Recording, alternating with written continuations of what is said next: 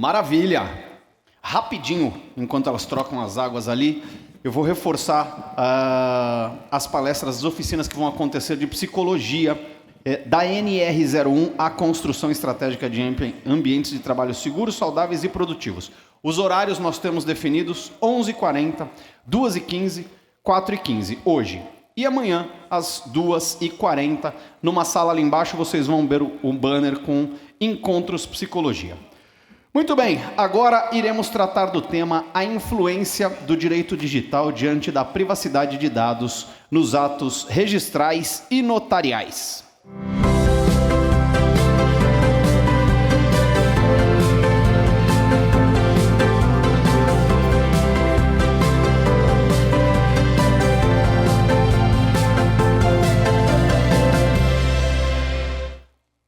Convido ao palco para ser a moderadora dos trabalhos desse painel, ela que é doutora e mestre em Direito Constitucional pelo Instituto Brasileiro de Direito Público, registradora civil e tabeliã de Minas Gerais, diretora-geral da Escola Nacional de Notários e Registradores, Fernanda Abud Castro.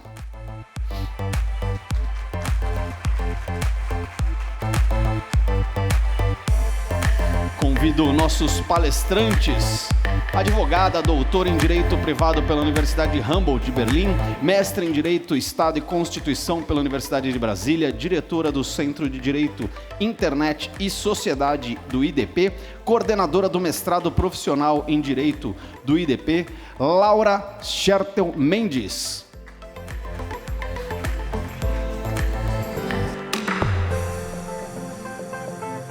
Doutora e mestre em Direito Processual pela Universidade do Estado do Rio de Janeiro, professora associada de Direito Processual também da UERJ e da UNESA, pesquisadora, colaboradora da Universidade Portucalense de Portugal, registradora civil no Estado do Rio de Janeiro, Flávia Rio.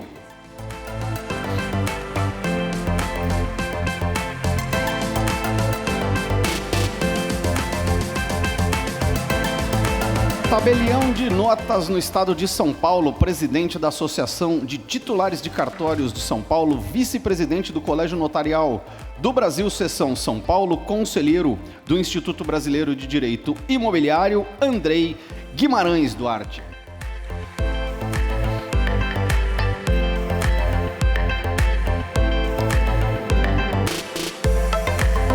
Com a palavra para a condução desse painel, a moderadora Fernanda Abud Castro.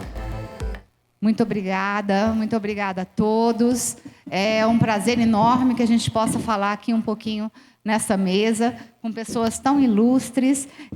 Eu tive a honra de ser orientanda da doutora Laura Schertel Mendes, sei da vida ocupadíssima dela. Acho que agora já está aqui, morando aqui, né? Mas enquanto a gente estava fazendo...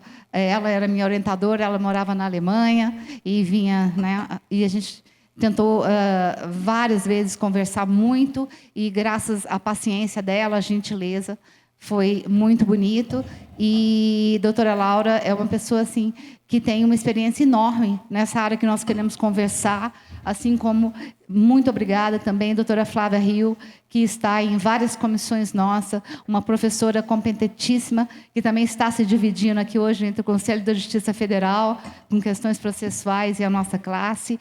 Muito obrigada por ter vindo, assim como o Andrei Guimarães, que creio que da nossa classe é a pessoa que mais entende de direito digital, o nosso tabelião de São Paulo. Ele gosta muito dessa área, e então, assim, é uma contribuição muito importante, porque para nós, que lidamos no dia a dia das nossas especialidades, às vezes a gente não entende muito bem o que o direito digital vai impactar, e até a inteligência artificial.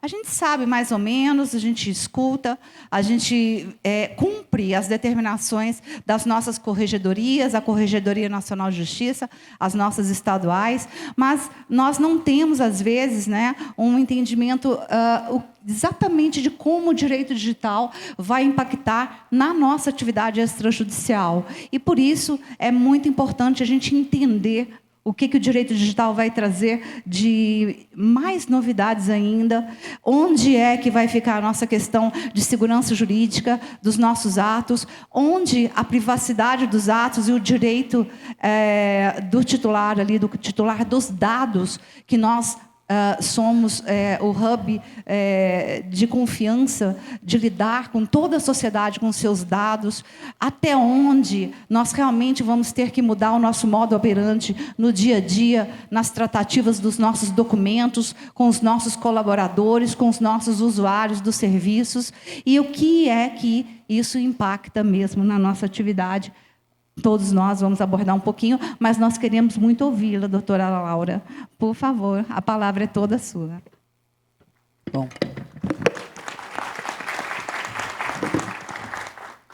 Muitíssimo obrigada, doutora Fernanda. Eu queria cumprimentar esse belíssimo painel, esse belíssimo congresso. Então, em primeiro lugar, cumprimentar a senhora, cumprimentar a doutora Flávia Rio, cumprimentar a doutora Andrei, dizer que é um prazer e uma honra para mim poder estar aqui nesse congresso da ANOREG. Acho que estamos já dialogando há muito tempo. Eu e a Flávia estamos num grupo de trabalho criado pelo corregedor, ministro Mauro Campbell, para tratar de proteção de dados pessoais. Também já trabalhamos em outros fóruns juntas. E, certamente, acho que o próprio grupo de trabalho criado pelo CNJ mostra como essa temática ela é importante, né, para os registradores, para os cartórios de uma forma geral. Eu queria me apresentar muito rapidamente, doutora Fernanda. Eu trabalho nessa área já há cerca de 18 anos, na área do direito digital. Trabalhei e fiz as primeiras versões da nossa Lei Geral de Proteção de Dados Pessoais, junto com o querido e saudoso professor Danilo Doneda, que infelizmente nos deixou muito cedo. Tenho trabalhado também em outras regulações infralegais, inclusive. Trabalhei nessa resolução mais recente, a resolução 615 do CNJ. Tive junto com o conselheiro Bandeira de Mello, nessa resolução que buscou, digamos, regulamentar como a inteligência artificial deve ser usada e pode ser desenvolvida pelo nosso judiciário. E agora também, desde 2022, trabalhei com o ministro Ricardo Vilas Boas Cueva numa comissão de juristas no Senado Federal. Fui a relatora dessa comissão de juristas também de regulação da IA, que acabou gerando e produzindo o texto apresentado pelo senador Rodrigo Pacheco, PL 2338, de regulação da IA. Então, eu tenho trabalhado sempre muito sobre essa perspectiva regulatória do direito digital. E eu acho que o primeiro ponto que eu queria trazer, acho que das questões mencionadas pela doutora Fernanda, é que a gente passa por uma mudança de paradigma nesse momento do direito digital. Eu acho que a principal mudança de paradigma é uma mudança diz respeito a uma regulação e a um papel do Estado maior do que o que a gente via antes. Talvez não necessariamente quando a gente pensa nos cartórios, que eu acho que sempre foi um setor e uma área muito regulada, mas o direito digital como um todo, ele tinha como uma característica principal a confiança na autorregulação, né? Se a gente pensa no próprio Marco Civil da Internet, se a gente pensa aqui nas redes sociais, nas plataformas, aqui o próprio professor Luciano Floridi tem uma frase muito interessante, que é o fim de uma era, o fim da era da autorregulação. Então, isso acho que diz muito, porque a gente está num processo, eu acho que eu queria começar essa fala com essa visão. A gente passa por um momento de uma maior regulação. A própria Lei Geral de Proteção de Dados, acho que é um indício, talvez seja o primeiro passo, mas certamente o ECA Digital, aprovado recentemente, que diz respeito exatamente à regulação das plataformas, no que diz respeito ao acesso de crianças e adolescentes, sem dúvida nenhuma, é mais um indicativo dessa tendência de uma maior regulação. E é claro que, quando nós pensamos também agora na regulação da inteligência artificial, no PL 2338, a gente também tem mais, digamos, esse fortalecimento dessa tendência. Em relação, eu acho que a IA, e aqui eu acho que vale a pena falar rapidamente sobre isso, é importante pensar que ela está revolucionando todo esse nosso universo da sociedade da informação. Certamente, também, quando a gente fala de cartórios, isso está acontecendo. nós precisamos de uma quantidade imensa de dados e de uma qualidade de dados com qualidade, para que nós tenhamos resultados adequados, para que os sistemas possam, de fato, ter e trazer resultados adequados. E, sem dúvida nenhuma, a regulação da inteligência artificial é uma grande fronteira também, eu diria, dessa fase em que nós estamos passando. Eu queria pensar aqui com os senhores e com as senhoras um pouco a transformação que a própria proteção de dados tem passado e o que isso pode significar para os registradores, para os cartorários de uma forma geral. Eu costumo dizer que a proteção de dados no Brasil ela tem 3 grandes gerações. A primeira geração ela começa com a nossa Constituição Federal, com o habeas data, com o próprio conceito da inviolabilidade, né, da intimidade da vida privada, e também, 2 anos depois, né, da nossa Constituição, com o Código de Defesa do Consumidor. Né? A gente tem um dispositivo que trata exatamente de cadastros e de bancos de dados, em especial Serasa, SPC. Essa primeira geração de proteção de dados, ela ainda é uma geração que não trazia o conceito de consentimento, não trazia o conceito de autodeterminação, e como nós já sabemos, o habeas data ele era basicamente propiciar o acesso dos dados daquela pessoa, em especial num contexto saído da ditadura, que marcou claramente toda digamos, a aprovação da nossa Constituição Federal. Ou seja, nós temos essa primeira geração de proteção de dados ainda muito marcada por um conceito de intimidade, por um conceito de privacidade, por um conceito, como diziam os americanos, né, right to be let alone. Ainda não é um conceito, digamos, de controle propriamente dito. Essa é a primeira geração, 88, 90. Eu costumo dizer que a nossa segunda geração de proteção de dados, ela vem já com o Marco Civil da Internet, com a Lei do Cadastro Positivo, em 2011, o Marco Civil da Internet em 2014, a própria LAI, que acho também é uma lei importante, também aqui nesse contexto, a Lei de Acesso à Informação. E aí a gente tem uma segunda geração que começa a pensar em consentimento, começa a pensar em autodeterminação, mas a gente ainda não tem todo esse arcabouço, eu diria, moderno, né, da proteção de dados pessoais. A gente tem esse arcabouço moderno, que é muito, muito inspirado também na Europa, quando nós temos essa terceira geração de proteção de dados, que é exatamente com a aprovação da Lei Geral de Proteção de Dados em 2018. Com a Lei Geral de... e aí eu acho que muda todo o nosso cenário, e eu acho que certamente também essa é a mudança de paradigma relevante que nós precisamos atentar. E qual que é a mudança de paradigma relevante? Até então, nós não tínhamos a proteção de qualquer dado pessoal. Né? Nós tínhamos a proteção apenas de dados que eram da esfera íntima da pessoa, dados eventualmente considerados privados, mas eu não tinha o conceito de que qualquer dado mereceria, qualquer dado que se refira a uma pessoa, ou que possa se referir a uma pessoa, merece proteção. Esse conceito vem com a Lei Geral de Proteção de Dados, e é fortalecido com a decisão do Supremo Tribunal Federal, no caso do IBGE, 2 anos depois, no ano de 2020. Ou seja, em 2018 e em 2020, quando a gente está falando dessa terceira geração de proteção de dados, é a geração que consolida a proteção de dados como uma tutela constitucional e também infraconstitucional no Brasil. Essa decisão do Supremo Tribunal Federal, que acabou compreendendo pela inconstitucionalidade de uma medida provisória que determinava que todos os dados das empresas de telefonia deveriam ser transferidos, compartilhados com o IBGE, exatamente naquele momento em que a gente estava na pandemia, o Supremo entendeu que não havia as salvaguardas adequadas para aquela transferência. E mais do que isso, que havia uma desproporção da quantidade de dados que o IBGE necessitava para fazer uma amostra, era cerca de 1 milhão de pessoas que ele precisaria para fazer aquelas pesquisas, mas, na verdade, o dado de 140 milhões de pessoas estavam sendo, requisitados, no caso, pelo Instituto. E isso, acho que foi um marco também para essa tutela constitucional. Eu sempre gosto de citar, e certamente o Supremo se inspirou também na famosa decisão da Corte Constitucional Alemã de 1983, que é o marco dessa mudança de paradigmas, e eu acho que ela importa muito também nesse contexto que a gente está aqui, Fernanda, porque ele diz o seguinte, essa famosa decisão alemã, né, era também uma decisão relacionada a censos, e se entendeu que, naquele contexto, na década de 80, em que se processava muitos dados digitalmente, e que esses dados estavam previstos para circular de uma forma livre dentro do Estado alemão, se entendeu que não existia uma unidade no Estado alemão, é como se a gente dissesse que é preciso também ter uma separação informacional de poderes, ou seja, nós sabemos que a concentração de dados também gera concentração de poder.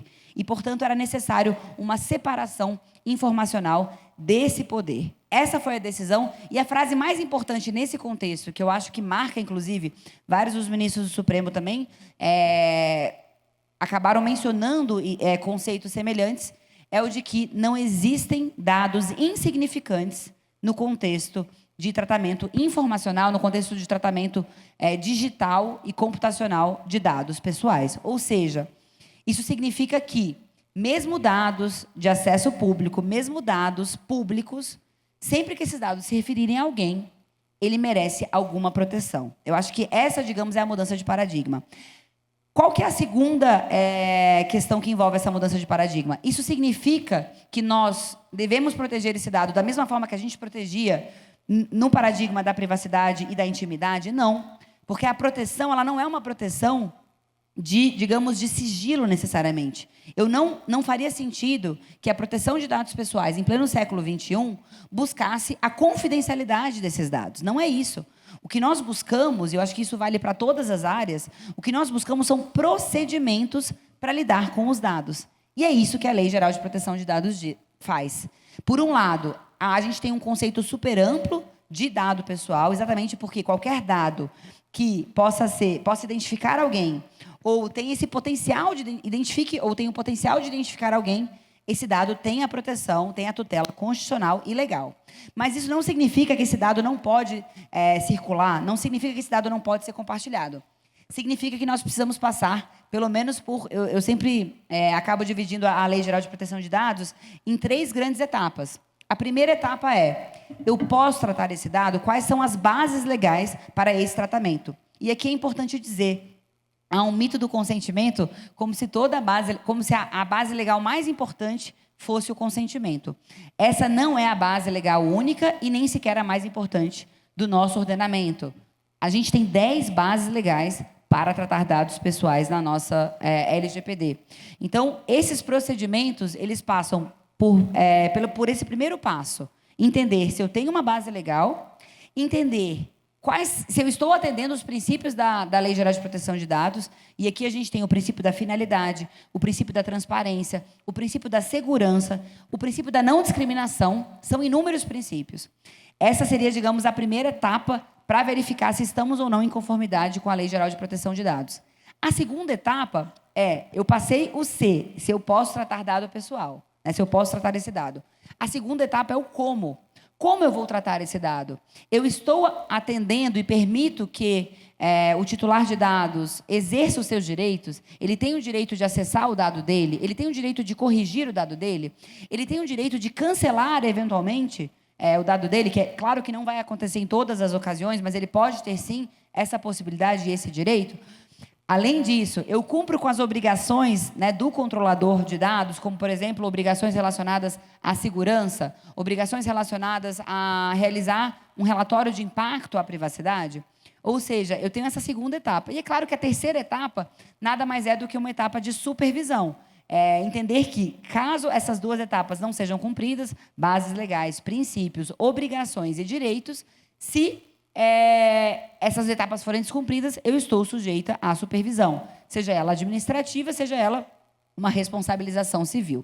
Então, aqui seria um resumo muito rápido da LGPD e que, na minha visão, seria essa nossa terceira geração da proteção de dados pessoais. Eu acho que esse conceito sumariza muito bem. Não há mais dados insignificantes nesse contexto digital de processamento de dados.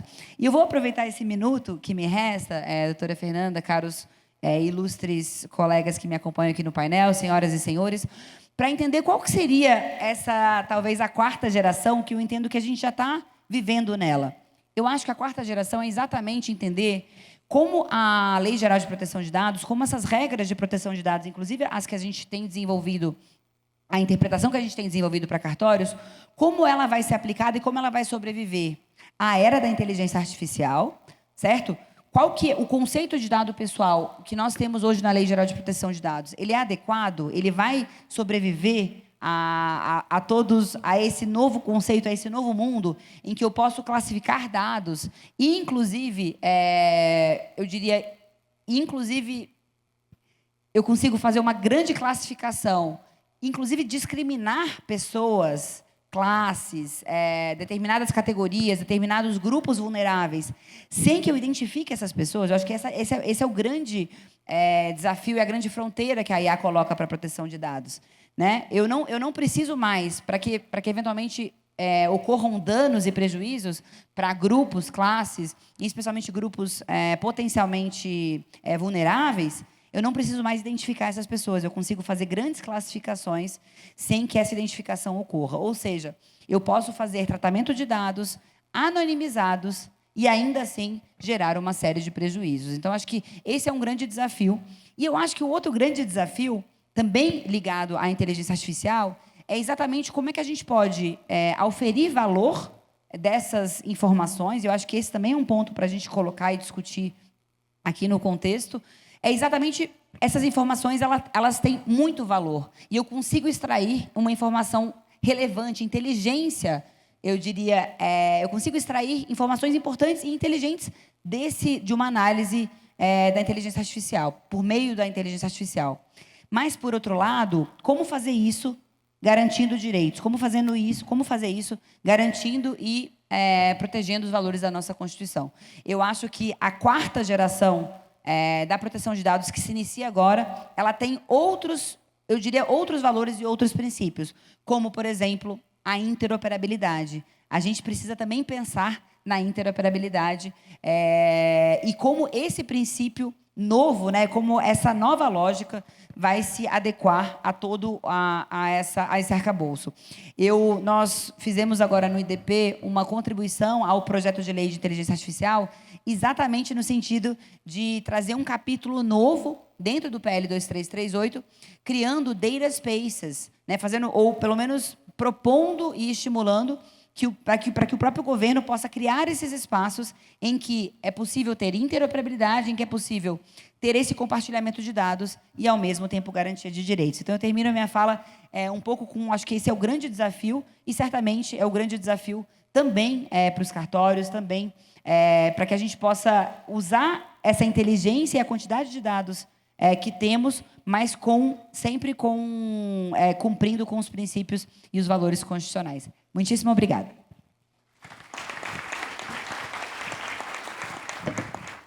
Doutora Laura, sempre trazendo sua contribuição extremamente maravilhosa, no sentido de todo o seu conhecimento pelo mundo, né?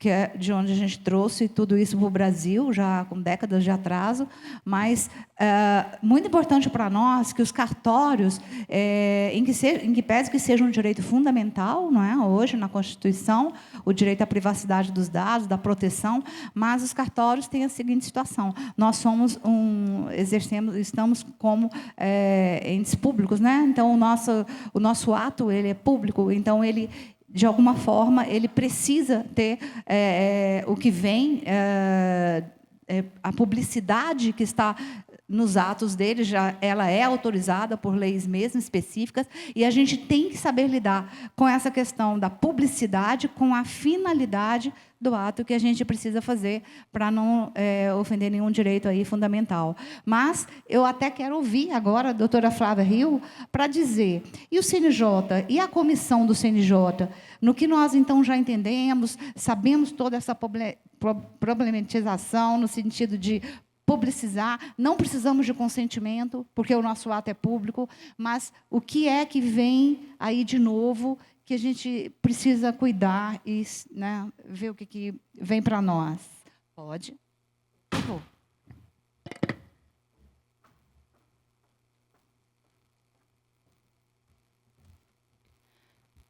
Bom dia a todos. Vou me apresentar aqui, doutora Laura. Meu lugar de fala aqui é delegatária. Então, falo aqui, eu acho que, antes de mais nada, aos colegas, sou delegatária em poucos meses, já vou poder dizer que há 22 anos. E esse painel, ele para os delegatários, ele tem uma importância prática muito grande, né? E por quê? Eu costumo dizer que se um colega nosso, se ele, 22 anos atrás, ele tivesse, não sei, deixado de exercer a atividade, né, e agora ele retomasse, e ele achasse que ele, com todo o background dele, ele conseguiria retomar a atividade com muita tranquilidade, com muita serenidade, ele estaria redondamente enganado. Então, acho que eu começo a minha fala com algo que eu imagino que todos aqui tenham essa consciência. Então, o que eu fazia 22 anos atrás, quando eu assumi minha delegação, eu fui a primeira delegatária concursada. Então, eu recebi aqueles livros enormes, tudo era manuscrito. E eu recebi caixas e caixas que estavam lacradas. E, quando eu fui abrir aquelas caixas, além de baratas, eu descobri centenas e centenas de artigo 106 da Lei 6.015. Ou seja, tive que fazer mutirão de anotação. Passado tudo isso, então, para vocês verem que faz um tempo, mas vejam, se a gente for para pensar, passa assim, né? Para mim, passou muito rápido, principalmente quando a gente faz o que gosta. Dali em diante, o próximo passo que eu fiz foi planilhar no Excel um índice, pelo menos com os nomes dos registrandos e datas e livro, para facilitar a localização. Então, ou seja, algo ainda muito embrionário, mas a gente já tinha muito essa percepção. Então, eu já entrei com a informatização, um plano, um sistema de informática, fiz todas as anotações e fiz todas as correlações necessárias e fiz planilhamento de índice no Excel, que era o que a gente tinha, né, digamos, mais à mão. Então, assim, vejam, sem declinar datas também de idade. Mas a minha geração é uma geração de profissionais do direito eminentemente analógica.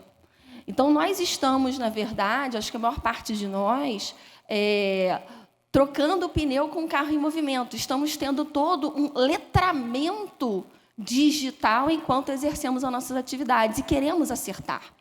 Então, nesse contexto, e os desafios são muito grandes, mas também nós, delegatários, estamos acostumados com os desafios, né? Porque são muitas leis, são muitos atos normativos, então são muitas reviravoltas todos os dias, ainda mais com a quantidade de leis desjudicializantes. Então, de fato, há atividades que nós não fazíamos na véspera e no dia seguinte somos chamados a fazer. Então, estamos acostumados com o desafio. Né? Acho que de tédio não morreremos, mas o fato é que estamos tendo um letramento digital nessa grande virada tecnológica, enquanto prestamos os nossos serviços e que a doutora Fernanda, inclusive, mencionou, enquanto nós somos os grandes bastiões da segurança jurídica. Então, é uma posição, e eu acredito que indelegável, porque nós somos os delegatários dessa missão, de enquanto, com uma atividade humana, com uma sabedoria humana, nós sabermos qual é o ponto de equilíbrio entre a publicidade insta a nossa atividade e, de outro lado, a modernidade também, esse tráfego lancinante de informações, essa celeridade que o nosso usuário tem avidez, ele quer hoje, ele quer tudo para ontem. E isso, lógico, nos pressiona e nos impele também para frente, mas estando muito conscientes da nossa missão de zelar pela segurança jurídica. E, nesse prisma que a doutora Laura trouxe, segurança jurídica atrelada também à garantia constitucional desde 2022, à proteção de dados. Então, estamos cientes da nossa missão, mas sabemos também que é uma missão de grande envergadura. E eu acho que o mais importante é nós estarmos irmanados, como estamos aqui, juntos, conseguirmos, de forma técnica, acertar, porque queremos todos acertar. E aí que eu acho que entra a Comissão de Proteção de Dados do Conselho Nacional de Justiça. Eu tenho a honra de estar desde a gestão anterior, então, é uma construção, né, que está sendo feita. Eu gostaria de elogiar o Conselho Nacional de Justiça, porque a criação de comissões como essa, e aí eu ouso dizer, na minha percepção, eu acho que o extrajudicial até largou na frente, né, em relação ao judicial. Então, essa comissão ela começou os trabalhos e começou realmente a colocar a mão na massa sobre adequar o segmento extrajudicial à proteção de dados lá na ponta, no dia a dia, né, sem, lógico que não sem descurar, mas não se detendo apenas às abstrações, aos princípios, mas no nosso dia a dia mesmo do balcão. E eu acho que nós largamos na frente em relação ao Poder Judiciário. É uma comissão plural, então há delegatários, há advogados, há magistrados, e há, portanto, um diálogo intersetorial e de experiências de diferentes entes federativos também. Esse ponto, eu acho que é um ponto, uma baliza democrática muito importante para a nossa atividade. E, número 2, acho que é uma demonstração do Conselho Nacional de Justiça na função fiscalizatória que eu defendo que seja a postura mais adequada para esse novo milênio, que é uma postura fiscalizatória prospectiva e dialogada. Então, sabendo que estamos entre... Eles nos fiscalizam, lógico, mas que nós queremos acertar, que nós temos qualificação técnica, estamos cientes e ciosos do nosso mistério, o Conselho Nacional de Justiça, portanto, em diálogo, com uma visão prospectiva, ou seja, antes de que a atividade seja exercida, trazer para nós balizas, trazer para nós direcionamentos de como bem atuar. Então, eu acho que essa fiscalização construtiva, prospectiva, dialogada é fundamental, porque cria também um ambiente para nós muito mais saudável, muito mais construtivo. Então, eu gostaria de elogiar essa criação. E nós temos, de fato, eu não vou conseguir falar de todos, mas eu acho que o ponto fundamental da minha fala é dar a conhecer aos colegas que não conhecem diretivas, lá são chamadas de diretrizes, e a numeração, diretrizes que foram criadas por essa comissão nos últimos anos, que estão disponíveis na página do CNJ, da Comissão de Proteção de Dados, numeradas, inclusive, que são como se fossem enunciados. A maior parte deles, embora a comissão não precise de provocação para elaborar essas diretrizes, e, inclusive, eu até convido os colegas a trazerem para nós, né, doutora Laura, casos, experiências concretas, para que nós, então, possamos ajudá-los lá na ponta a lidar bem e trazer bons exemplos e boas práticas de como compatibilizar a publicidade, a segurança jurídica e a proteção de dados nesse mundo digital, mas nós já fomos provocados e também, por ocasião de outros procedimentos do Conselho Nacional de Justiça, conselheiros nos mandaram também consultas. E algumas diretrizes são muito importantes, e aí a doutora Fernanda me pediu, mais especificamente, como eu sou delegatária de registro civil, falasse de registro civil. Registro civil, na verdade, a nossa matéria-prima é dado pessoal. Então, realmente, nós, delegatários do registro civil, estamos, por excelência, num campo minado, né? Porque o nosso trabalho, a nossa matéria-prima é dado pessoal, então nós somos, talvez, digamos, o eixo central desse desafio, mas estamos aí dedicados e aprendendo. Então, o que acontece? Algumas diretrizes que eu acredito que são as mais importantes, mais estratégicas, que eu queria trocar a ideia com os colegas aqui, para os colegas entenderem que nós não estamos órfãos. Há já balizas.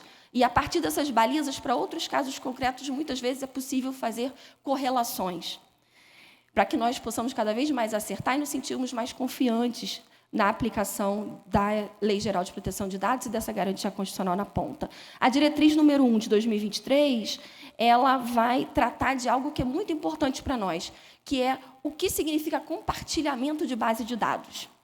E lá nessa diretriz número 1, a comissão ela definiu que, ainda que haja normativas que digam que nós, delegatários, devemos compartilhar dados com órgãos, inclusive órgãos públicos, e mais na frente, uma outra diretriz vai falar, inclusive, das corregedorias locais, esse compartilhamento, em momento nenhum, significa duplicação de base de dados. Então, os detentores dessas bases de dados somos nós, e, havendo interesse público específico, na forma do artigo 24 do provimento 134 do CNJ, havendo, portanto, interesse público específico, motivação e atendendo à finalidade também perquirida pelo órgão consulente, o compartilhamento ele é, por excelência, acesso pontual, sem duplicação de base de dados. E isso, inclusive, em relação às corregedorias locais. Por quê? Porque a duplicação de bases de dados, ela incrementa o risco, ela potencializa o risco. Isso de forma desnecessária. E, já que estamos aqui num congresso de direito notarial registral, incrementa muito também o risco de, num segundo momento, erroneamente, nos ser imputada alguma conduta de violação à garantia da proteção de dados pessoais. Então, essa duplicação, ela não está contida, portanto, nessa interpretação do que seria compartilhamento. Compartilhamento é, por excelência, consulta. E eu acho esse dado, essa informação, muito importante na nossa prática profissional. Acho que foi um enunciado muito feliz, muito oportuno e muito técnico. Outro enunciado também foi a diretriz número 4, também de 2023. E aí toca muito fundo no que a gente trabalha, principalmente em registro civil e notas também, que são as certidões de inteiro teor, que são cada vez mais solicitadas, até mesmo por uma questão que está havendo uma procura nacional do Oiapoque ao Chuí com a cidadania estrangeira. E aí, com isso, há realmente uma busca pela ancestralidade, por certidões de inteiro teor. Então, isso está na ordem do dia da nossa prática profissional, principalmente no registro civil de pessoas naturais. Como eu disse, a nossa matéria-prima são dados pessoais, alguns deles sensíveis. E essa diretriz número 4, muito objetiva, isso eu também queria frisar, essas diretrizes são muito objetivas, são muito claras, são muito didáticas. Então, realmente, elas foram elaboradas para serem, no dia seguinte, imediatamente compreendidas e colocadas em prática. A número 4 vai dizer que o pedido de certidão de inteiro teor, ele depende, hoje, de requerimento com identificação do solicitante e declinação da motivação, porque a motivação é importante na legislação de proteção de dados. E mais, isso se não for feita pelo próprio titular, né? Essa é a maior cautela que nós temos. E, não sendo feita pelo titular, deve haver uma assecuração, uma certificação em relação à firma desse requerente. Então, ou reconhecimento de firma, ou, se for feito o requerimento no ambiente digital, que seja assinatura feita, uma assinatura eletrônica que seja aceita pelo operador nacional do Registro Civil de Pessoas Naturais, ou seja, se for presencial, quando menos, verificada a consonância da assinatura com algum documento de identificação desse requerente. Então, esse é o primeiro, digamos assim, a primeira providência recomendada. Então, nós termos, digamos que, um acervo que deve ser mantido por 1 ano com os requerimentos de certidão de inteiro teor de terceiros. Segundo ponto, se nós verificarmos que essa certidão de inteiro teor ela traz dado sensível, então, vejam, dado pessoal para a LGPD, e aí para nós, na nossa prática profissional, essa distinção é relevante. Deixa eu ver quanto tempo eu tenho. 2 minutos. O artigo 5º, inciso 1 da LGPD vai dizer: dado pessoal é informação relacionada à pessoa natural, identificada ou identificável. Ou seja, tudo o que eu lido. Agora, dado pessoal sensível, já no inciso 2 desse artigo 5º, vai ser dado pessoal sobre origem racial ou étnica, convicção religiosa, opinião política, filiação a sindicato ou organização de caráter religioso, filosófico ou político, dado referente à saúde ou à vida sexual, dado genético ou biométrico, quando vinculado a uma pessoa natural. Ainda assim, há grandes chances do registro civil ter no seu acervo dados sensíveis. Acho que principalmente em relação à cor e raça. E, não raro, isso consta numa certidão de inteiro teor. Então, o que fazer? Como compatibilizar? Essa diretriz número 4 também traz o caminho das pedras como uma baliza para salvaguardar a nossa atividade e incrementar a nossa chance de acerto, que é o que a gente quer. Vai dizer o seguinte: nós, primeiro, temos que informar ao requerente que há esse dado sensível e que, se ele quiser, se ele fizer questão, né, de que esse dado sensível seja declinado para ele, ele precisa de autorização judicial. Para não ter a decisão judicial, ele ter acesso a essa certidão inteiro teor, então a recomendação da diretriz é omitir essa informação e, ao final da certidão, na observação, fazer uma ressalva específica de que a certidão é cópia fiel e integral do assento, com exceção do elemento tal, por conter dado sensível nos termos do artigo tal, da lei tal. E, assim, então, haver essa, digamos assim, correlação entre o dado omitido, deixar isso às claras, portanto, a gente não vai estar violando a publicidade e a transparência insta a nossa atividade, e, por outro lado, também atendendo ao interesse do usuário, do requerente, que abriu mão daquele dado sensível especificamente, porque não faz questão. E a cópia reprográfica, meu tempo acabou.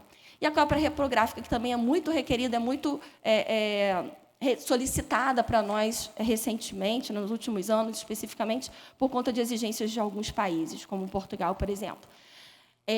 A medida não é omitir, mas é fazer uma tarja preta no dado sensível e fazer uma ressalva equivalente que vem na própria diretriz.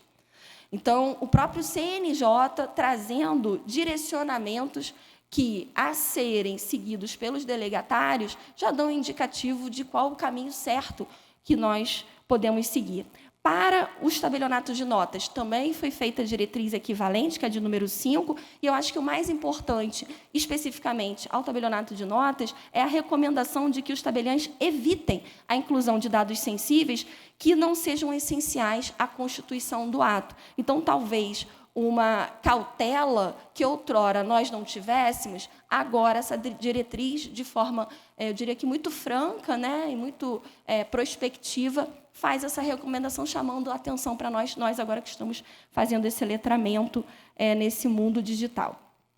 Por fim, diretriz número 6, que eu acho muito importante, que é a questão do fornecimento de dados, né? E aí volta um pouquinho ao que a gente falou na diretriz número 1. Então, falando que a gestão do fornecimento de dados dos atos notariais e registrais para entidades públicas ou privadas, e aí independentemente da sua natureza, deve ser realizada exclusivamente pelos detentores dos dados, notários e registradores. Então, uma diretriz importantíssima que enaltece a nossa atividade, enaltece o nosso mistério, e que eu acho que nós devemos estar atentos, né, e haver para nós essa afirmação que foi feita pelo CNJ.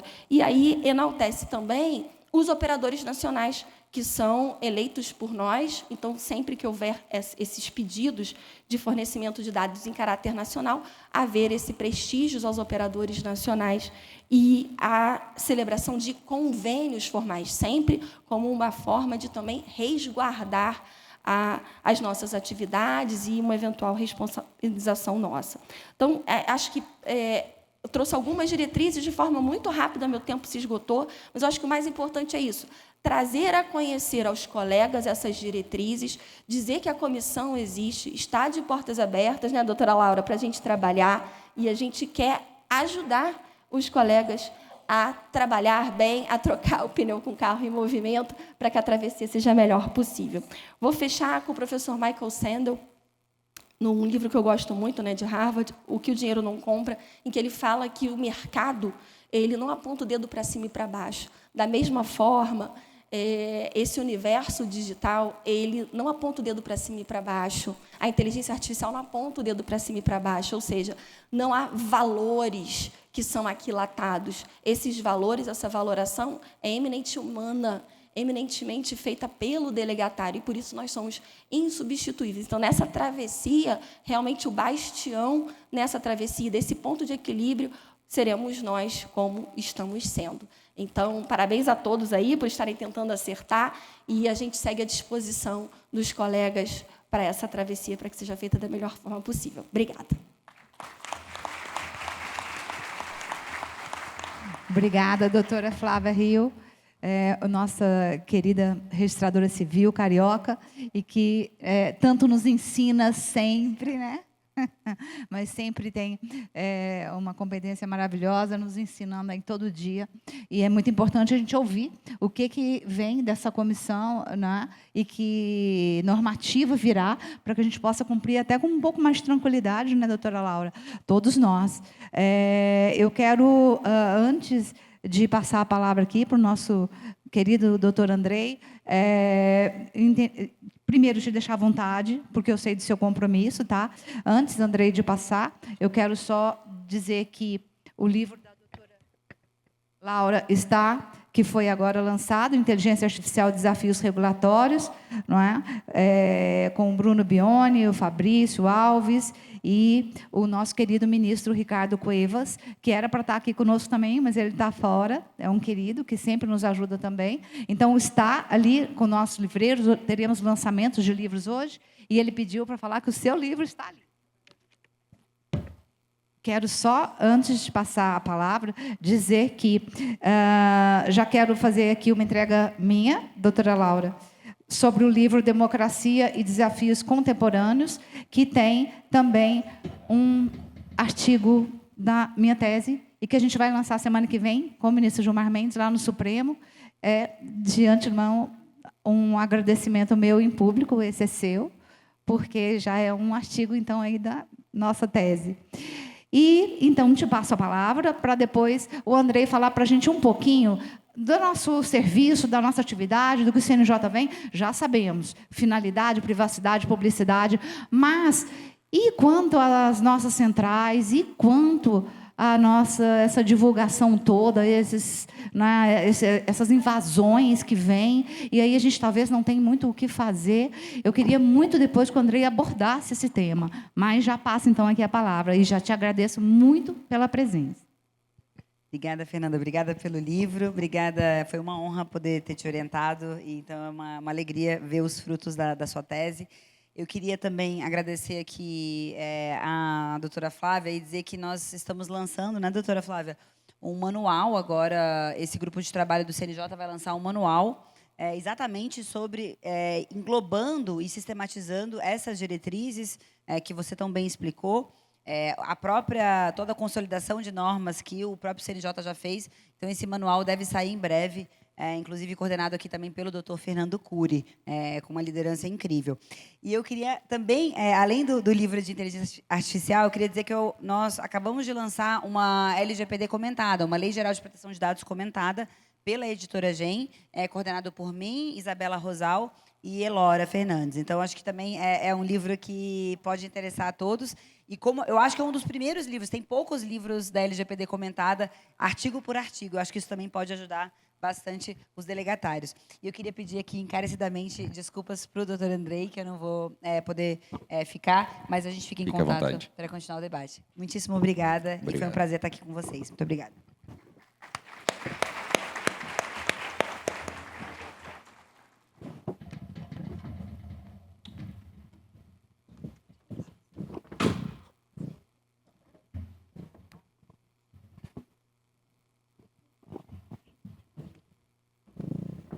Vamos? Vamos lá. Eu vou falar um pouquinho em pé. Bom dia a todos e a todas. Fernanda, obrigado pelo convite. Obrigado a Noreg. Obrigado, Rogério. Quando a Fernanda me convidou, eu fiquei pensando sobre o título. E pensando sobre o título, você logo repara que o direito digital ele é disperso, né? Você não tem uma sistematização. Você tem normas dispersas. E isso não é uma falha. Isso decorre da própria característica da tecnologia. A tecnologia, ela é transversal.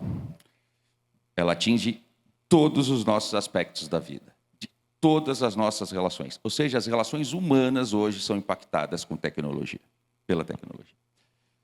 Dificilmente a gente pratica... Nós temos alguma relação, seja familiar, negocial, comercial, que não tenha uma passagem por algum canal ou plataforma tecnológica digital. Seja o WhatsApp, que a gente fala praticamente o dia inteiro, né? A gente fala o WhatsApp com quem está do nosso lado na mesa, jantando, né? A gente fala o WhatsApp estando aqui, falando com quem está aí. Então, quer dizer, ela é transversal. Tudo que a gente faz envolve tecnologia. E isso fez com que o direito digital fosse disperso. Dito isso, pessoal, eu queria convidá-los a fugir um pouco do tema, sobre LGPD e proteção, mas tem uma relação. Mas eu queria convidá-los a a seguir um caminho comigo. Fazer uma análise do que a gente está enfrentando, do como a gente está mudando, o que a gente precisa fazer. Como a gente viu hoje, nós estamos passando por uma revolução. Mais uma revolução tecnológica. Só que essa revolução tecnológica, ela tem um elemento diferente. Ela atinge nossas ações, ela atinge nossas tarefas, nossas atividades intelectuais. Ela não só mexe, como mexeu no passado, com atividades físicas, como atividades manuais. Hoje ela atinge atividades intelectuais. Essa é a grande diferença. E, tendo essa grande diferença, ela atinge diretamente o que nós temos por profissão. Recentemente eu li um livro interessantíssimo, chama O Futuro das Profissões, e ele me impactou bastante na análise do que a gente faz. Esse livro você encontra em inglês ou em português de Portugal. Não foi editado no Brasil. E ele me abriu os olhos para algumas coisas. Uma delas é, o que é uma profissão? O que nós temos por profissão? Forma de ganhar dinheiro? Forma de ganhar sustento? Mas não, mais profundamente, o que é uma profissão? E ele diz que profissão é a forma de transmissão de conhecimento prático e específico. E especializado. O que quer dizer isso? Quer dizer que algumas pessoas estudaram um tema mais que outras pessoas e, por isso, ela vai transmitir para aquelas outras pessoas conhecimento para resolver um problema prático. Então, forma de transmissão de conhecimento prático e específico. Ou seja, uma pessoa tem um problema e precisa solucioná-lo e precisa consultar alguém. Não dá para todo mundo saber tudo, né? Eu estudei Direito, algumas pessoas estudam Medicina, então a gente vai lá e procura quem estudou Medicina. Outros estudam Engenharia, a gente procura resolver o nosso problema sobre a construção e reforma de casa e assim vai. Ou seja, nós precisamos complementar esses conhecimentos, nós precisamos preencher essas lacunas de falta de conhecimento. Só que hoje, nós temos novas formas de transmissão de conhecimento prático, específico. E não estou falando só de IA. Nós temos, por exemplo, plataformas de compartilhamento de experiências. E isso impacta diretamente, e não estou falando só de notários, registradores, médicos, advogados, engenheiros, arquitetos. Isso impacta diretamente a demanda que era levada para a gente.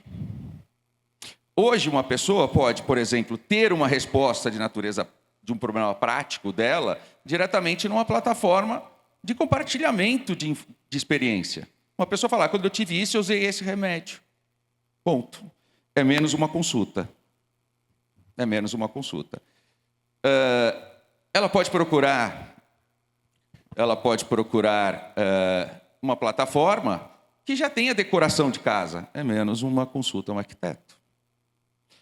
Então, e isso está se agravando.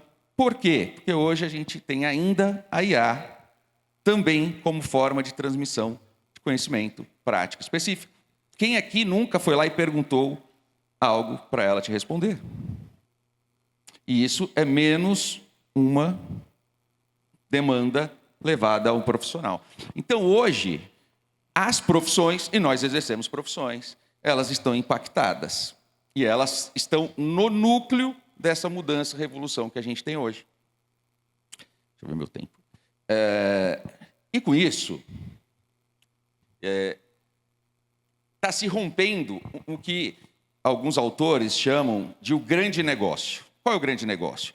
Quando você estudou e exerce uma profissão, a sociedade te tratou de maneira diferente. Ela te paga melhor do que a média das outras tarefas e trabalhos. Ela te deu status.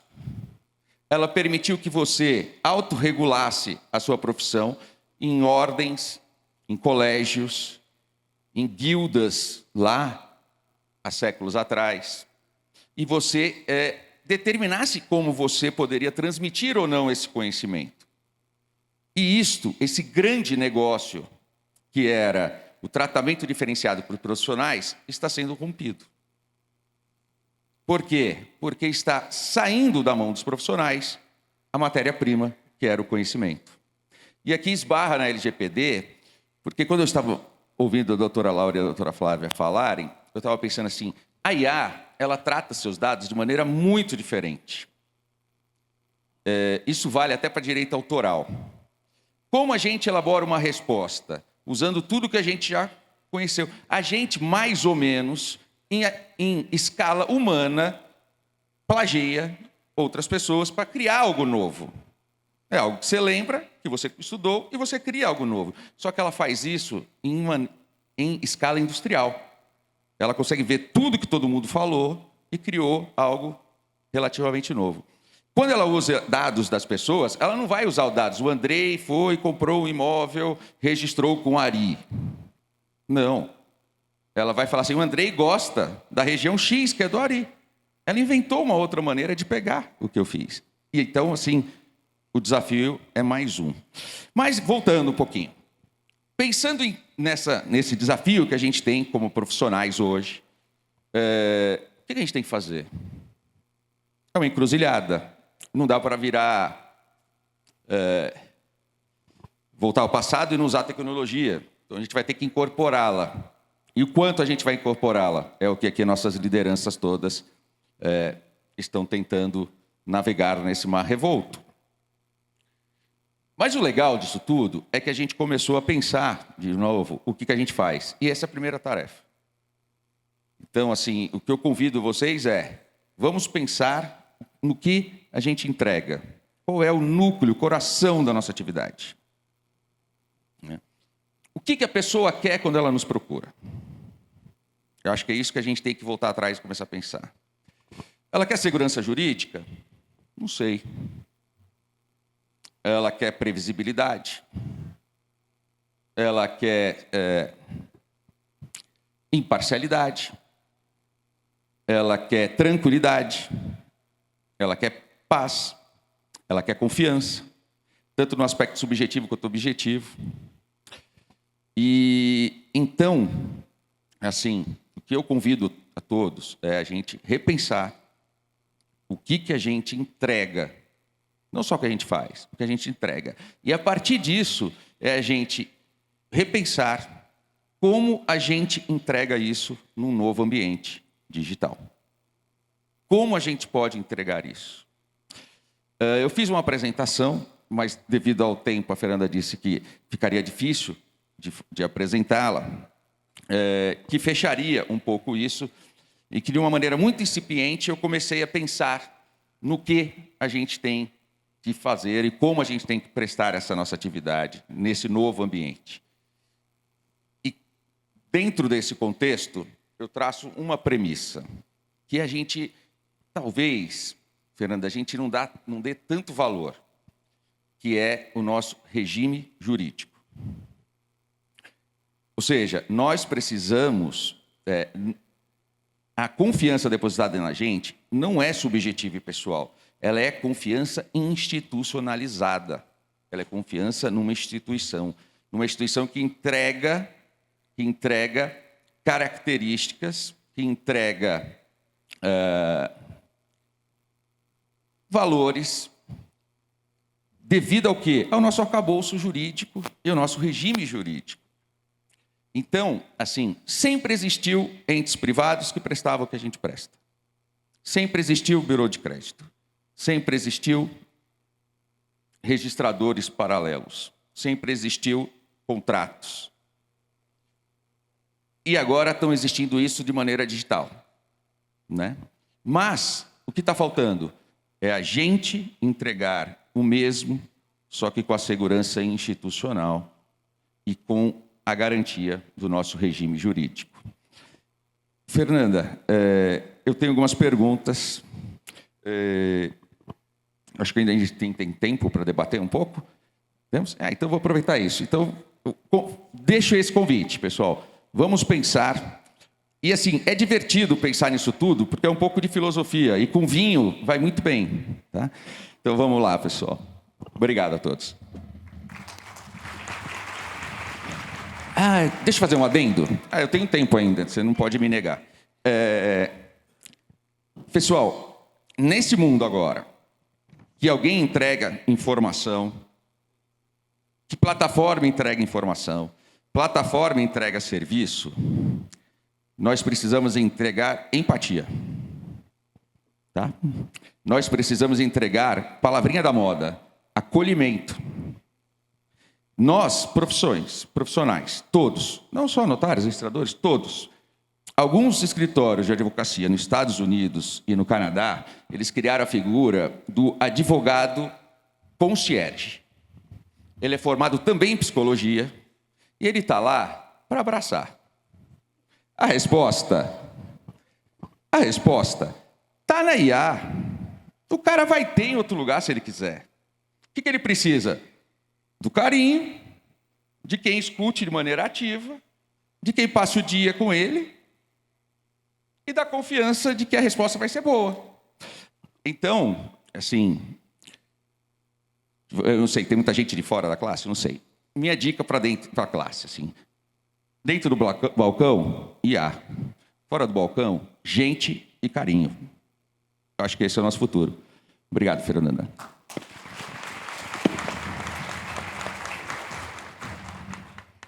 É isso mesmo. Nós temos que repensar tudo isso, não é mesmo, doutora Flávia e doutor Andrei?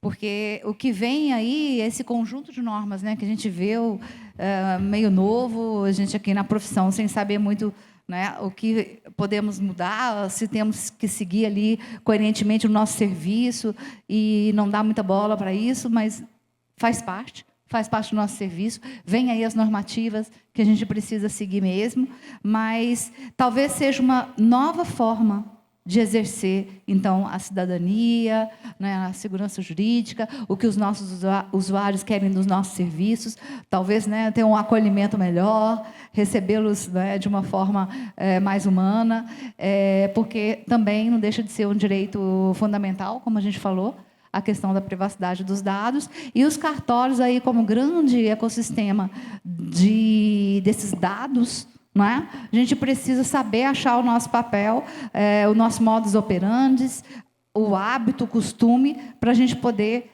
proteger esses dados, poder conviver com essa segurança jurídica, com essa IA, com o mundo digital, de uma forma que traga essa segurança jurídica maior para todos os usuários. Vamos para as nossas considerações, então. Eu queria por só, favor. doutora Fernanda, ratificar o que foi dito, porque nós somos... O Brasil, existem vários Brasis dentro do Brasil, né? Então, nós somos delegatários no Brasil inteiro. E nós atendemos do CEO da multinacional até a pessoa iletrada, né? As pessoas mais simples, todos eles têm o direito à cidadania e à prática de todos os atos extrajudiciais. Então, o que nós percebemos é porque, por N motivos, há uma gama muito grande de usuários que vão presencialmente ao nosso balcão e, muitas vezes, contam a vida inteira até a gente descobrir o que realmente eles querem. Então, é algo que nós percebemos no nosso balcão, e eu costumo falar que eu acho que, no Brasil, porque em outros países as realidades são completamente díspares, mas no Brasil, a longo prazo, a nossa atividade vai ser híbrida. Por isso, porque a gente tem que atender todos os usuários. E muitos deles não sabem nem sequer expressar o que querem, o que precisam, e não têm consciência sobre serem titulares dessa garantia constitucional da proteção de dados pessoais. Então, isso, até esse letramento que a gente precisa ter para poder passar para eles também. Então, me tocou muito fundo o que você falou. Ah, obrigado. Mas é muito isso, assim. Eu queria fazer algumas perguntas para a doutora Laura, principalmente porque ela é de fora da classe, né? Então, com uma visão diferente, né? Um enfoque talvez diferente, um pouco mais isento que nós, né, Flávia? Mas, assim, uma coisa que ela falou sobre concentração de dados e concentração de poder, isso ocorre em países ditatoriais, autoritários, e nós somos formas de deixar os dados mais próximos das pessoas e não do Estado. A gente está nesse meio do caminho. O Estado não, governo da vez, né? Então, nós podemos preencher essa dificuldade informacional das pessoas, né? De entender os seus próprios direitos, entender o que fazer com seus dados e como ser e como tratar seus dados. Você quer falar alguma pergunta que você gostaria só de dialogar? Lá. Flávia, a gente poder posso chamar de encerrar, Flávia? Então tá. Flávia, também a partir da doutora Laura, ela estava falando muito do cenário europeu, um pouco mais rígido, do cenário americano, um pouco mais quase libertino. E você que está trabalhando na regulação propriamente com o CNJ e tal, você verifica que o cenário brasileiro ele está muito tendente ao europeu, mas dá para fazer melhor, você acha? Dá para não ser tão rígido? A impressão que eu tenho, me parece que a gente precisa enxergar isso sob uma perspectiva de curto, médio e longo prazo. Me parece que hoje, como tudo, a tecnologia ela tomou de assalto o ambiente jurídico, toda a justiça multiportas, não só o ambiente extrajudicial. Me parece que os agentes reguladores eles estão chegando, sim, porém, eu diria que depois da tecnologia já ter chegado, já ter invadido, com efeitos positivos e também, lógico, com efeitos colaterais já consolidados, não só no ambiente extrajudicial, mas no judicial também. E chegando, então, agora, nesse primeiro momento, a curto prazo, com uma atividade regulatória, normativa, eu diria que, na nossa atividade, por exemplo, com um grau de detalhamento, eu diria que até elevado. Mas eu não sei se isso persiste a médio ou longo prazo, se vai se fazer necessário. Eu não sei se essa regulação inicial, que me parece, no meu sentir, bastante elevada, se ela não teria por trás um caráter, não sei, talvez até didático, para que todos nós compreendamos juntos esse cenário, compreendamos como bem transitar por esse novo ambiente e, dali em diante, não se fazer mais necessário um grau tão elevado de detalhamento. É a percepção que eu tenho aqui na ponta. Eu tinha uma outra questão que me aflige um pouco, vindo muito do que você falou sobre a titularidade dos dados e sobre nós como guardiães desses dados. Eu vejo uma tendência um pouco na regulação de estatização desses dados, né? Isso é debatido dentro da comissão, Flávia? Sim, e eu acho que a diretiva número 1, eu acho que por ela ser a número 1, ela é muito emblemática para nós. Eu acho que o público, a maioria é de colegas, né? Então, acho que, a depender da audiência, a gente fala numa abordagem diferente. Então, enquanto delegatária, eu acho a diretiva número 1 muito emblemática. Eu acho que nós devemos nos apropriar positivamente dela. Então, na diretiva número 1, o Conselho Nacional de Justiça, desde a gestão passada, a diretiva não foi, essa diretriz não foi revogada. A partir de um caso concreto, deixa muito claro que compartilhamento é acesso pontual atrelado a interesse público específico e naqueles estreitos limites. E diz terminantemente que é desaconselhável, ainda que haja interesse público, duplicação de base de dados, ainda que seja para a corregedoria local. Então, acho que esse é um paradigma para a nossa categoria. Vindo de onde vem, sabe? Então, me parece que dali houve uma sedimentação de um entendimento, eu diria que guarda-chuva, né? E uma premissa lógica para tudo que vem depois. Acho que a gente precisa se apropriar dessa primeira diretriz. Andrei, preciso que seja mais uma pergunta e a gente vai precisar encerrar para a próxima mesa. Estou tranquilo, vamos lá. Não, na verdade, nem... Para mim, estou mais que satisfeito do nosso debate, da nossa conversa. Acho que acrescentou muito, visões diferentes, né? E, novamente, obrigado, Fernanda, pelo convite. Obrigado pelo debate. Seria um motivo de a gente ficar horas e horas conversando, dialogando. Precisava de vinho.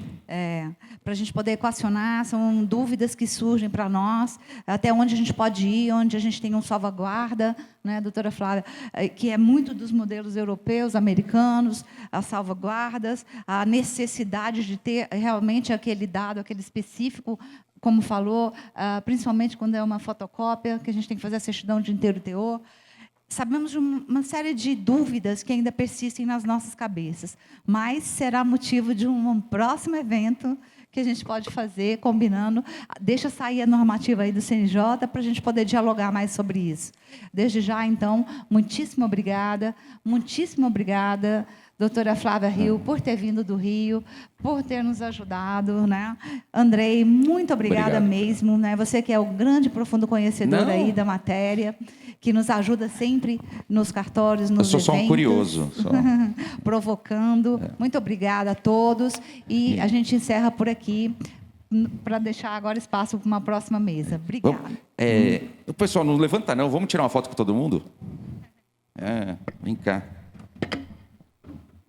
A gente consegue? Vamos lá. Vamos lá. Ó. Aqui. Todo mundo lá. Aí.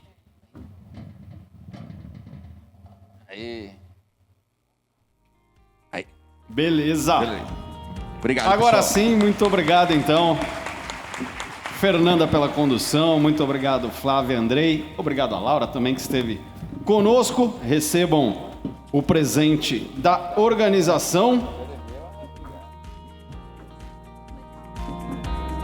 E aí a foto oficial, além da selfie, a foto oficial do painel.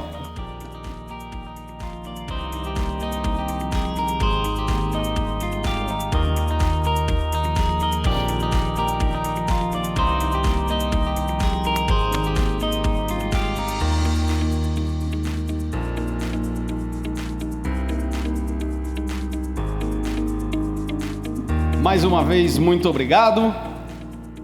E antes de darmos início ao próximo painel dessa manhã, convido todos a assistirmos a um vídeo institucional da CNR.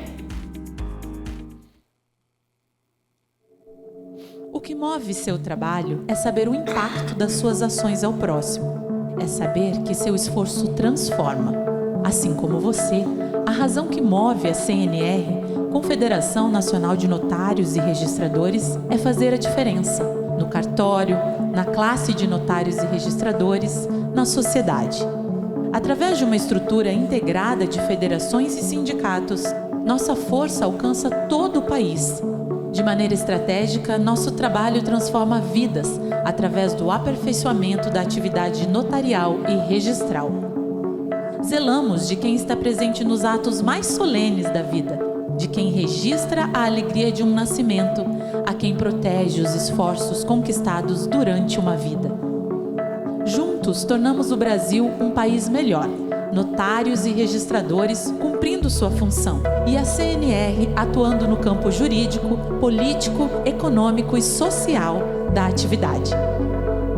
Conheça mais sobre o nosso trabalho em www.cnr.org.br. CNR, a serviço dos notários e registradores e do Brasil.